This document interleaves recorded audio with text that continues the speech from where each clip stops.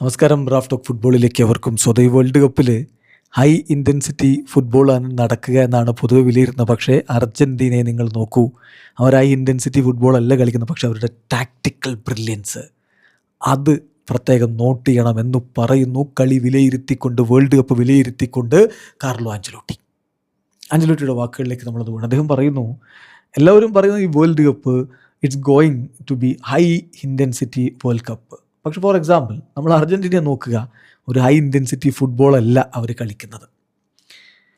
അപ്പം അർജൻറ്റീന അങ്ങനെയല്ല കളിക്കുന്നത് എന്ന് പറയുമ്പോഴും അവരത് വളരെ മനോഹരമായിട്ട് മാനേജ് ചെയ്യുന്നുണ്ട്. അവരുടെ ഒരു പ്ലേയിങ് സ്റ്റൈല് ഞാൻ കണ്ടിട്ടുള്ളത്, പല ടീമുകളും ഹാർഡായിട്ട് ഫൈറ്റ് ചെയ്യുന്നു, അഗ്രസീവ്ലി ഡിഫെൻഡ് ചെയ്യുന്നു. സ്റ്റാർസ് ഈ ഒരു വേൾഡ് കപ്പ് തീരുമാനിക്കാനൊന്നും പോകുന്നില്ല. ഇത് വേൾഡ് കപ്പിൻ്റെ വിജയം തീരുമാനിക്കുന്നത് സ്റ്റാർസ് അല്ല, സൂപ്പർ താരങ്ങളല്ല എന്നാണ് എനിക്ക് തോന്നുന്നത്. പക്ഷേ അർജൻറ്റീനയുടെ കാര്യത്തിൽ ഇതിൽ വ്യത്യാസമുണ്ട്. നോക്കുക, ഇറ്റാലിയൻ കോച്ച് എടുത്തു പറയുന്നൊരു കാര്യമാണ്, പല ടീമുകളും അവരുടെ ഹൈ ഇൻറ്റൻസിറ്റി ഫിസിക്കൽ ഫേസിലൊക്കെ സ്റ്റാൻഡ് ഔട്ടാണ്. പക്ഷേ അർജൻറ്റീൻ ദേശീയ ടീം ഡിഫറെൻറ്റ് പേഴ്സ്പെക്റ്റീവാണ് നമ്മുടെ മുന്നിലേക്ക് വെക്കുന്നത്. അവർ തീർച്ചയായിട്ടും ഇതിനെ വളരെ മികച്ച രൂപത്തിൽ ഹാൻഡിൽ ചെയ്യുന്നുണ്ട്. മറ്റു ടീമുകളുടെ ഹൈ ഇൻറ്റൻസിറ്റി ഫുട്ബോൾ അവർ നല്ല രൂപത്തിൽ ഹാൻഡിൽ ചെയ്യുന്നുണ്ട്.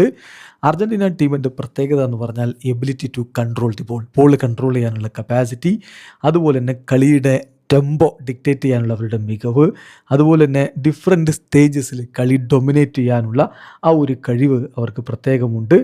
തീർച്ചയായിട്ടും അവരുടെ ആ ഒരു ടാക്റ്റിക്കൽ ബ്രില്യൻസ് അത് വളരെ ഇമ്പോർട്ടൻ്റ് ആണ് എന്നുകൂടി കോച്ച് എടുത്തു പറയുന്നു. സോ അർജൻറ്റീന ടീമിൻ്റെ കളിരീതി ഈ വേൾഡ് കപ്പിൽ തീർത്തും വ്യത്യസ്തമാണ്. അതാണ് ഇപ്പോൾ കോച്ചിൻ്റെ ആഞ്ചലോട്ടിയുടെ ഈ ഒരു പ്രശംസയ്ക്ക് പാത്രമായിരിക്കുന്നത്. വീഡിയോ അവസാനിക്കുന്ന ഫുട്ബോൾ ലോകത്തെ കൂടുതൽ വിശേഷങ്ങളുമായി റഫ്ലക്സ് എത്താം.